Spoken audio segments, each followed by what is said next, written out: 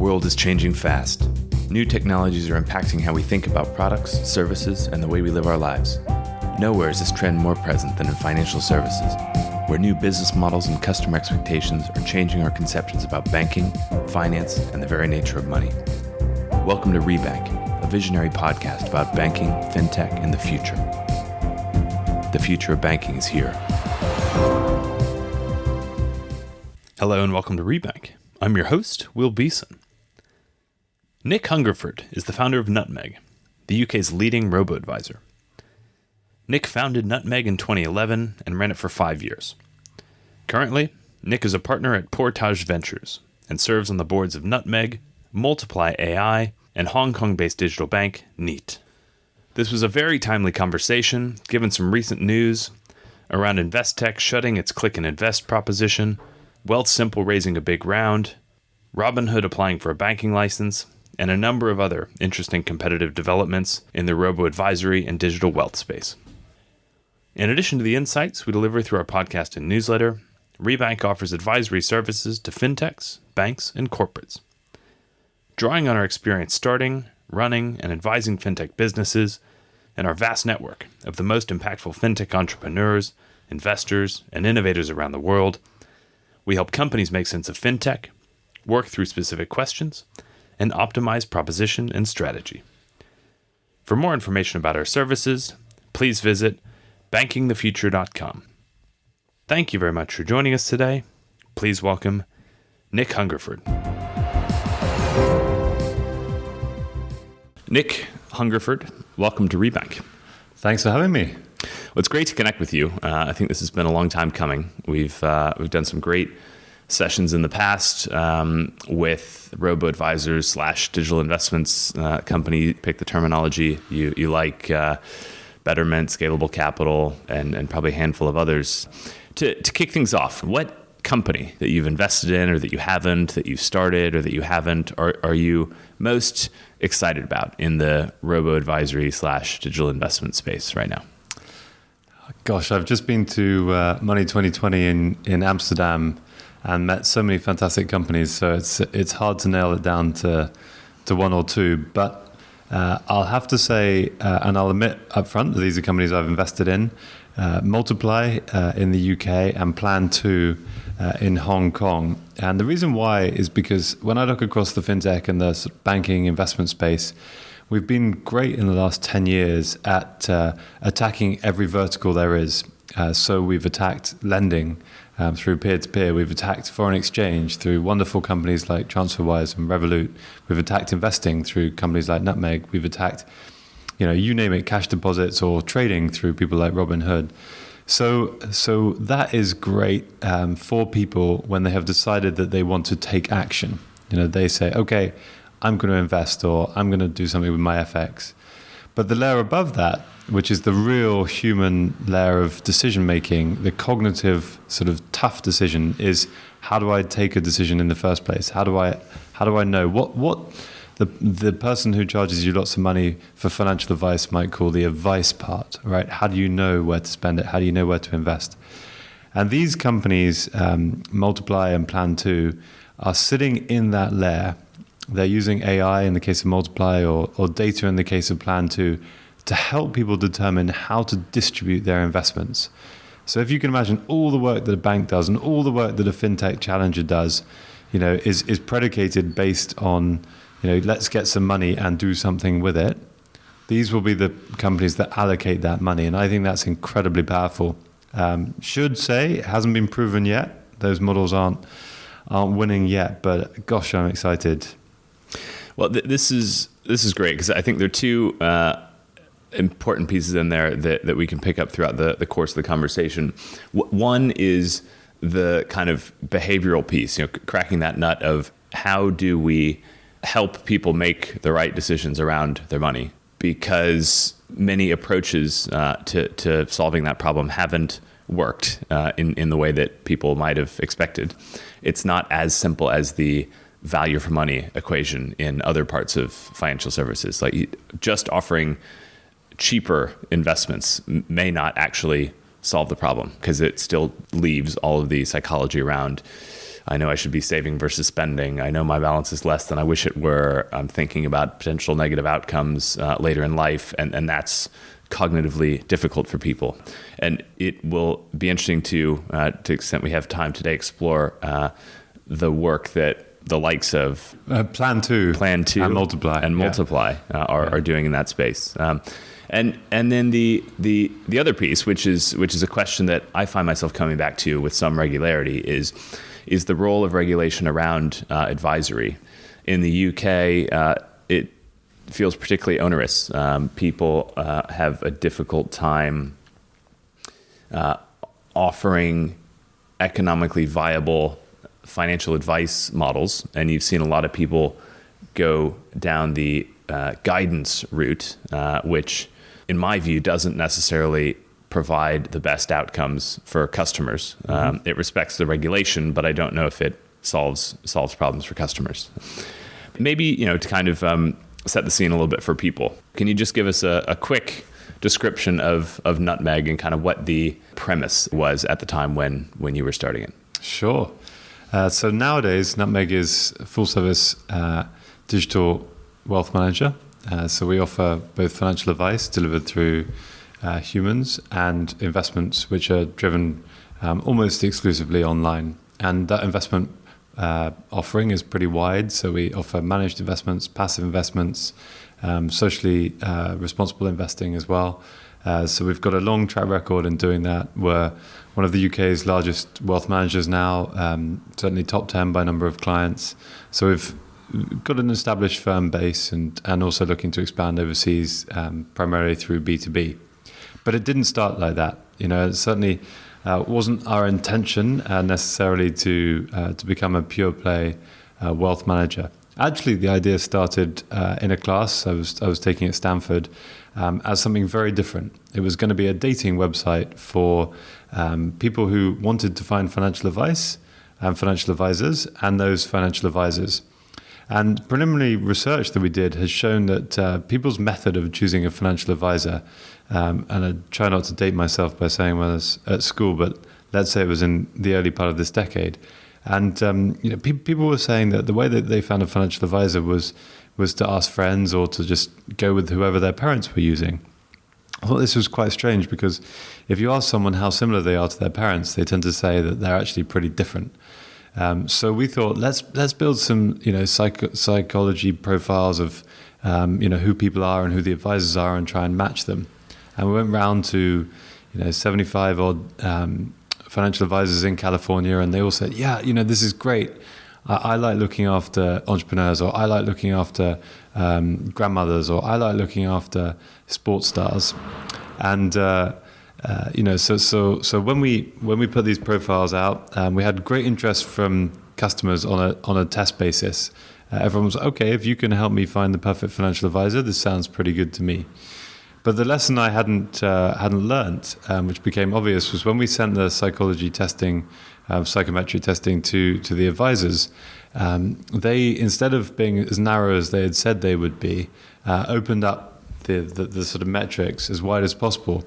And that's when I learned that actually financial advisors tend to favor, claiming as much AUM as they can, recruiting as much AUM as they can over the specifics of the client. I'm sure that's not the case for everybody, but it was for these people. And through that process, we had learned, because every advisor has sort of given us the pitch about what makes them special, that pretty much every advisor's pitch in those days was the same. It was, let's do a core job of asset allocation and then we'll give you some satellite. The satellite tend to be different. Someone could say, I'm an expert investing in autos, or I'm an expert investing in VC, or whatever it was. But having looked at this, by this time the class was over and, we'd graduated and I was out there thinking about this idea. It just occurred that actually, if we simply did this on a spreadsheet and allowed people to copy, we would effectively be doing the same as what the advisors were doing. And when I asked around again, the response was fantastic. Oh, that's cheaper. That makes more sense. And if it's what everyone else is doing, then we'll do it. And that's really how Nutmeg came into being. It was just understanding that what people were looking for was this financial advice or investment advice in a way that made sense. That was, no matter how wealthy you are, it's got to be cheap. It's got to be meaningful and engaging and sensible. So that's how it all started. That makes perfect sense. It's highly logical. It's not surprising that people gave you the feedback that they did when you started talking to them about your product. There, I imagine, over the 8 years since then, have been all sorts of learnings from not only running Nutmeg for a long time, sitting on the board of Nutmeg, and also watching the broader industry expand. If someone were to come to you now, so you're a partner at a venture fund, if someone were to come to you now and pitch you that concept, what questions or challenges might you have for them? The first concept, the dating website. No, the Nutmeg version 1.0. Yeah, gosh. The way that I see it, wealth management and money management, people just massively underestimate how much of it involves trust. And Nutmeg has always been built around sort of the human contact. The amount of videos our chief investment officer does to explain what's happening, so that there's someone there. The way that you can always call up and phone. I mean, in the early days, we used to write a thank you letter to every client that joined, just to make sure that they knew who we were. We had people calling us up, saying, "Hi, hi, this is Nutmeg.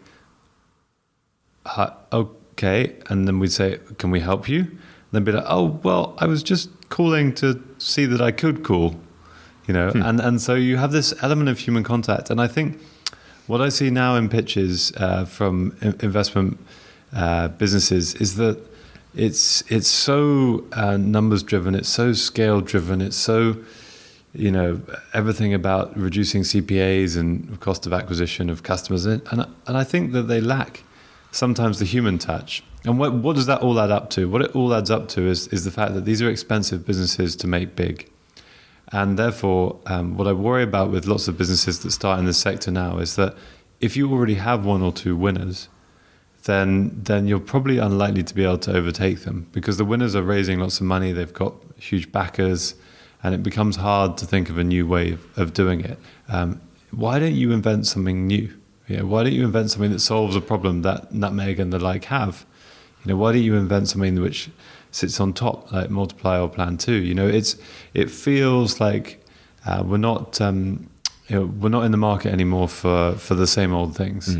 And that applies, by the way, to Nutmeg as well, or to any of the other Robo V1s. If they don't move on, then it'll be tough for them. To that point, we've seen the likes of Wealthfront recently launch a deposit account. I think they raised something like $1 billion in a month or something of deposits. Betterment's been making noises about launching bank-type products. Robinhood recently applied for a bank charter in the U.S. And you mentioned that Nutmeg has built some non-digital components into its model. What do you make of this evolution of the model, and how close or far away are we from sustainability of these businesses? Well, I think the first thing we should say, because I'm sure there'll be lots of bankers listening to this podcast, is that isn't it a relief that our lunch isn't going to be eaten by the technology companies? Because that was a big worry for a long time. Actually, the banker's lunch is going to be eaten by financial services companies. So we should all take comfort from that we weren't conquered from outside, we were conquered from within. Well, yet, right? Hopefully, fingers crossed. So what do I make of it? I think that people are all converging onto the same into the same place, which is they want to be the primary source of financial advice, and holding company, I guess, for people's financial assets. And whatever hook you use to get there, whether you're a neobank or a digital bank, or whether you're someone who has incredibly low FX rates or high deposit rates, or an investment service which is fantastic, ultimately you're trying to get to that primary account, because with the primary account, then hopefully you can cross-sell lots of other different things. I just go back again to thinking about the level of invention and innovation that's needed here, to really change things for the consumer. If we have 5 fintechs that end up looking like 5 incumbent banks today, we're going to all look at that and say that was quite an expensive exercise to achieve not much on behalf of the consumer. And I'm not sure that that's where any of us want to get to. Okay, it might be cheaper, faster, and have a new tech stack, but I think in 20 years the process will repeat. So, in answer to your question about why all these people are doing these things, I think it is a level of convergence which none of us expected. I think it means that the competition will only get stiffer, and it'll be harder for those people.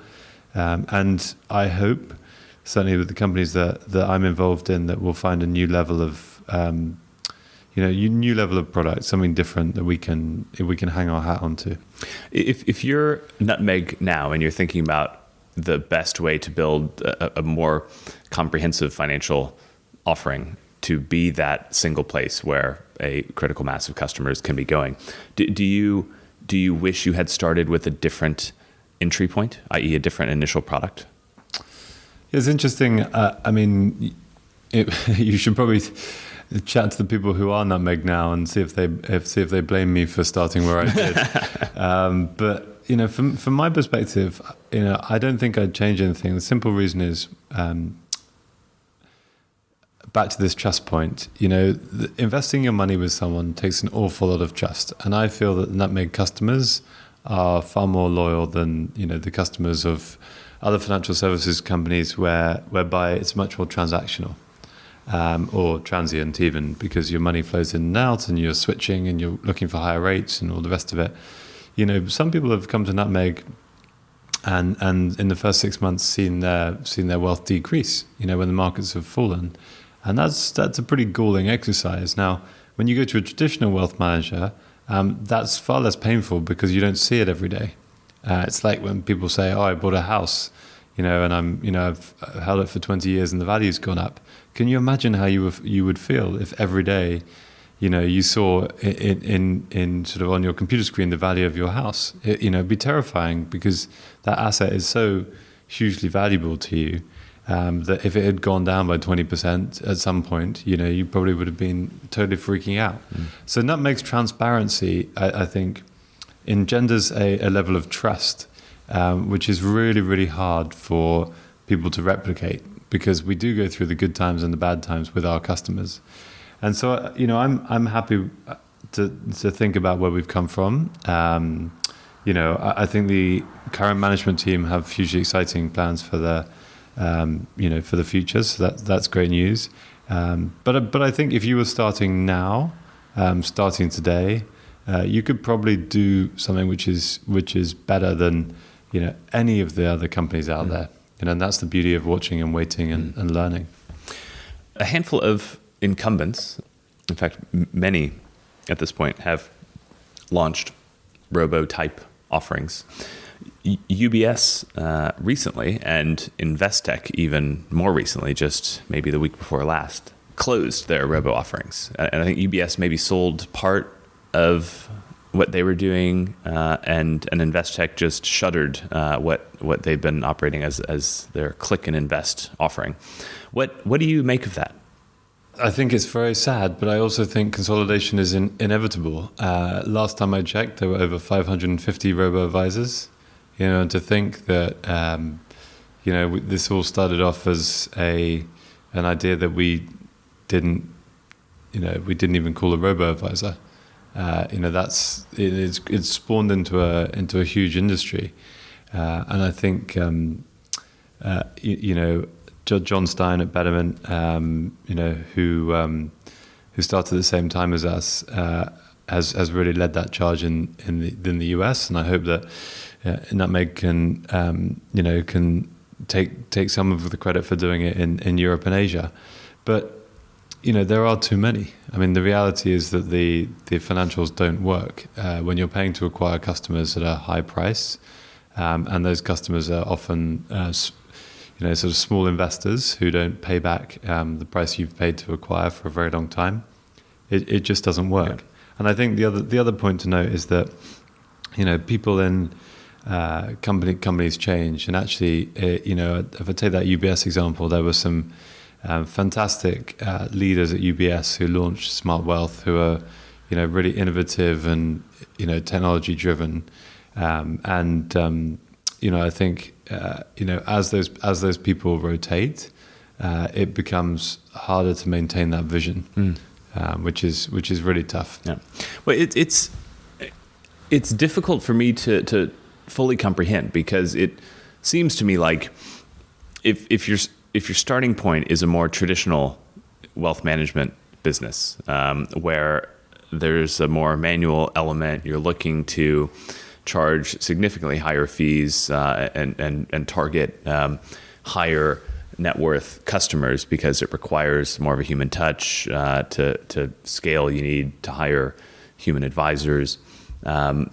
It just feels like there's a natural place for a low cost, highly efficient, kind of self-directed digital offering somewhere in there, whether it's to attract earlier in life customers with lower balances, to manage intergenerational wealth transfer, and that it's almost an opportunity to engage with customers on a pretty operationally light and cost efficient way, and then groom customers into maybe higher revenue, more traditional wealth management offerings. The fact that neither of those firms were able to embed that sort of proposition into their business, one, it just raises questions for me, and two, it makes me wonder what their long-term play is going to be in the face of a market which is looking at falling fees, falling margins, and increasing automation, digitization. I can't say any more than I agree, Will. I think that everybody needs a strategy. Clearly, people are thinking about this in different ways. I do think that when you take a firm with an incredible brand and try and do something different, it's always tricky. It's not just about the fact that you're moving to a different segment of clients. It's also the DNA of how you think about managing those people and looking after them. And if you're a business that has been incredibly high touch, it must be very tough to actually stand away and let people make sort of electronic or digital decisions, because you're always wanting to get in there, right? That's the nature of what you've done for sometimes hundreds of years. So I don't think it's necessarily a bad decision. What I would say is that I hope that they can find ways to partner. They can find companies that have the same values but necessarily a different DNA, a different way of working, and then maybe you can see that continuity for those clients. On the subject of incumbents and digital offerings, both Vanguard and Schwab in the U.S. have deeply embedded digital into what they're doing. I suppose they're helped by having just almost unfathomable scale from the standpoint of any other players in the space. I think Schwab is particularly interesting. Earlier this year, maybe April time, having announced a subscription-based pricing model for one of their digital offerings, which seems to me so reasonable. If you kind of think forward about the way things are going, if software is running a lot of these processes, the cost of servicing isn't scaling necessarily along with AUM, and therefore charging a fixed percentage model seems a bit dated. What's your feeling about the subscription model and where the industry's going? I think we've got so much more work and experiment to do on pricing. So you could say subscription models is worth checking out. Also perhaps a capped fee. Why should someone with 10 million pay so much more than someone with 10,000? If the service is effectively the same.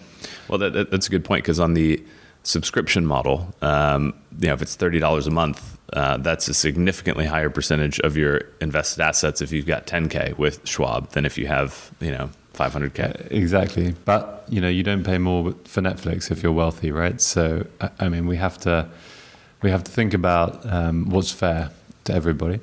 So I'd say on pricing, there's a lot of work to do, but I really see value to consumers coming through here. Again, let's not destroy ourselves by the biggest value is getting people investing. Certainly at a young age. This is how we're going to solve the pension crisis. This is how we're going to help people survive through retirement. So let's not kill the companies by pricing too aggressively. So I think that's one thing. And the second point, to pick up on what you said earlier, is this giant scale of companies like Schwab and Vanguard. It absolutely is giant scale, but it demonstrates clearly how in investing you need to be around for the long term to grow big. It does not work if you're a fly-by-night company. It does not work if you're trying to be transactional. It works by building up reputations and brands and trust and things which clients truly value. So if you're in this for the short term, if you're not prepared to put money behind it, then this is not the business for you. Looping back to one of the earlier points that we kind of flagged to pick up later, that advice versus guidance piece. You presumably at Nutmeg would have spent some time thinking about that, and now in your role as an investor, I imagine the likes of Multiply, which seem like a phenomenal offering, versus maybe some of the other companies. I think you guys are invested in Wealthsimple, Yep. for instance. So, how do you think about the difference between advice and guidance, and what's, from a customer standpoint and from a business standpoint, what's the optimal model? It's interesting when we talk about what's the optimal model for customers, and this always makes me cringe a little bit because everybody is different as a customer, and there are people who really enjoy finding their own path, and there are people who really enjoy, having their hand held. And I think the financial services industry for so long has assumed that, we know what's better for everybody, and our way is the best, and therefore, presumably full advice is the best for everybody, because the more advice that we can give them, surely, because we're so smart, that the better off they're going to be. And I think that what we're learning, is that everybody has a different mental outlook. And some people take nudges, to get there, because they're going to be like, oh, if you're trying to tell me to do that, then I'm going to run in the opposite direction. So I don't think there's a what's best for the population kind of thing. I think that every different aspect of advice and guidance needs to be explored and available to consumers. I also think that we need to do a better job of explaining in, normal person language what the difference between all this thing is. If you try to explain to someone what guidance is, I guarantee they would say, oh, okay, so you're giving me some advice on how to get from A to B. Right, so clearly our terminology is just reserved to those of us who work in financial services. And interestingly, I'm seeing a whole new generation of companies coming up, trying to operate as that translator. Trying to make things easier for people to understand. So I don't have a view on what's better between advice and guidance. I think they're both incredibly valuable. I would say that it's a real shame that you can't transition from one into the other without, signing 16 bits of paper and giving away a blood sample, because the reality is sometimes you do need to transition between them. Do you think there's opportunity for an enhanced and improved regulatory approach to advice? Yeah, I was very fortunate to sit on the Financial Advice Market Review here in the UK, organised by the Treasury and the FCA, and some of the subjects we explored were so deep and so thoughtful, and the reality is it's a very, very hard topic. I do think that there will be changes and improvements as we go down the line. I think digital services will help that tremendously. I mean, if you can get financial advice, at a low cost, that will potentially trump guidance and could do that. But how do we think about it in terms of, for example, at work? Financial services health is noted by employers as a major reason for people to be happy or unhappy. So how can we integrate with HR? How can we ensure that people are getting the best deal at all times from their bank or their investment provider or etc. So I think there's massive opportunity. I live in Singapore, and I'm fortunate to be in a jurisdiction where we have a very forward-thinking regulator. It's the same in the UK. These people aren't going to stand still. They are committed to doing what's best for customers, and I think that is just awesome.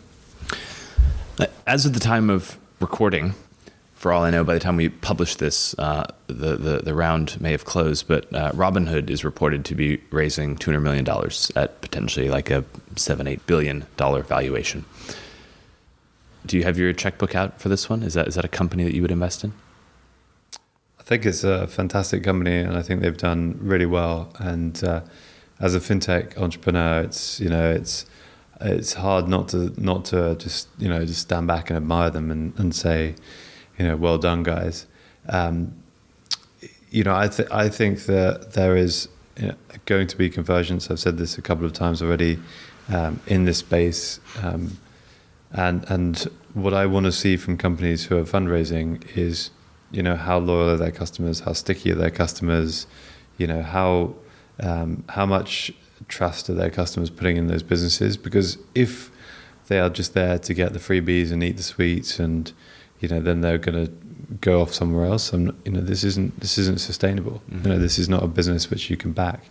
I think that when we look at the great companies of our era, sort of the Amazons, the Apples, if you like, people are incredibly loyal to these companies, and they work because when something new comes out, people want it, and that's the feeling that I want to have from financial services companies. Is that when they're doing something new, when they're offering me something new, when they've got something better, I trust it. It'll be an upgrade, and then off we go. What do you make of the payment for order flow model? Is that as innocuous as, well, someone's got to clear these transactions, so let's hand them to to people we can trust, or is it scalping your customers to a bunch of sharky hedge funds? I think this is a question that fits in the same bucket as, for example, stabilization. Do you use client funds for stabilization purposes in markets? How many custodians do you use? What's the sort of return you're getting from your custody, and how much margin you passing back to customers? I'm fine with all of it as long as the customers know. This is where I think it gets really contentious. I mean, we cannot, as a fintech company, you cannot go out and say, oh, I'm Mr. Transparent, I'm Mr. Low Cost, I'm Mr. Save the world, all this kind of stuff, and then in the background be doing something completely contrary to that. If your values are transparency, low cost, helping clients, etc., then if you do anything like that, you need to be really clear to the clients about what's happening with their money. And I would hate to think that there are any companies out there who start with those values and then forget that it's not their money. It's always the client's money. And that's what, you've got to prioritize that. You mentioned that ESG was something that Nutmeg had built into its proposition. I think it was relatively recently. What's your gut feel as to the relevance this time around of ethical investing, sustainable investing? On one hand, it seems to line up with the broader kind of UN push around sustainable development goals, potentially some millennial preferences for impact. But it's also not necessarily the first time that the investment community has looked at sustainable investments, and in the past it's kind of walked away. So I look at this in a sort of bigger picture way, which is when I think back to, and I wasn't even alive at this point, but when I do my reading on how people invested in the 50s, 60s, 70s, 80s, it's clear that there was lots of interaction between customers and their stockbrokers, and they would discuss trades and understand the companies, and it was what we term in Britain an advisory relationship, right? So the stockbroker might make a suggestion, but the client would have the final say. And then sort of in the 90s and up till today, there's been a big push for discretionary management. Sort of the wealth manager manages it. You have a valuation once every 6 months or so, and they're left to get on with it.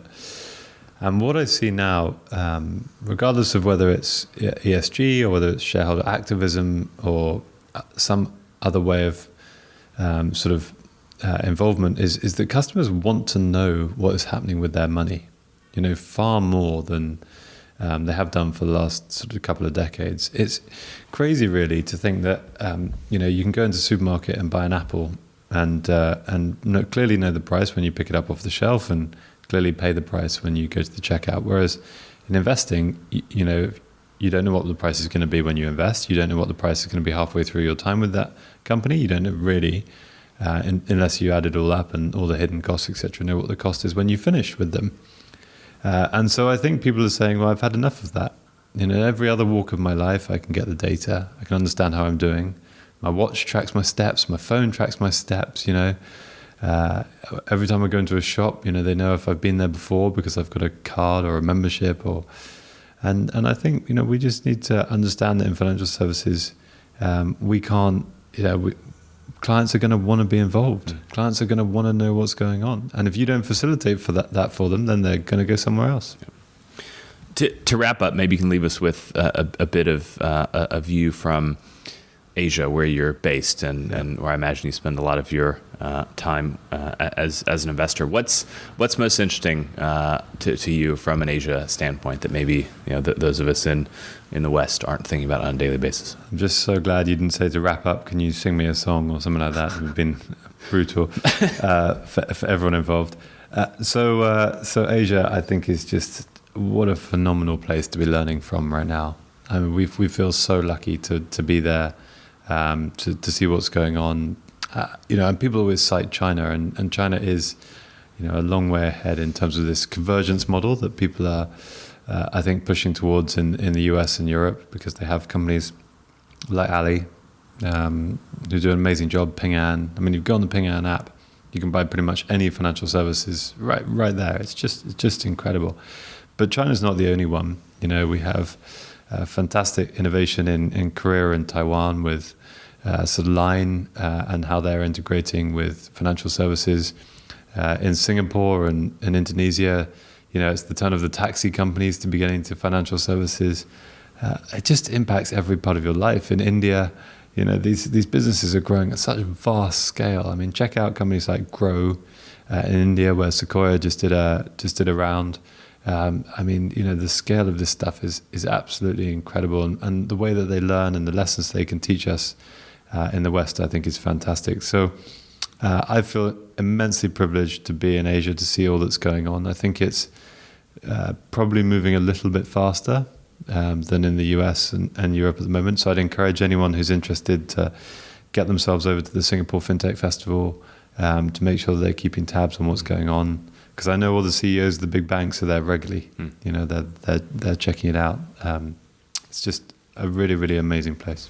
Is this model of kind of like big tech or super app or ride hailing that's also your bank, like going to flow through to the West, or is that somehow an Asia specific thing? I think it's going to flow through, but I think it'll happen in very, very different ways, and we won't know who is going to be the winner. Maybe it'll be your favorite hotel chain, who become your bank, because instead of getting credit card points, you'll get free nights. Maybe it'll be your e-commerce site, because you get a 10% discount, on Amazon every time you use Amazon debit card or whatever it is. So there is going to be huge innovation, brand building. It's going to be super exciting to see where we all end up, and maybe we'll all have just financial services as a commodity in 20 years' time. Maybe every brand will do it, and my Netflix bank will be able to interact with your British Airways bank or whatever it is, and all the financial services are free because they're subsidized by the ticket value on the British Airways flight. But the point is, it could be exactly the other way around as well. And my Netflix could be free because of my bank card, or your flights on British Airways or Singapore Air could be free because of the bank.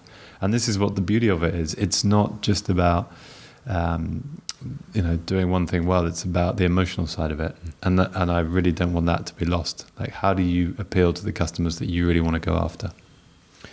Excellent. Nick Hungerford, thank you very much for joining us today. Thanks for having me. Thanks for tuning in to Rebank. If you like today's show, reach out. Follow us on Twitter at Rebank Podcast and join the conversation. For more on banking, fintech, and the future, check out our regular content at www.bankingthefuture.com.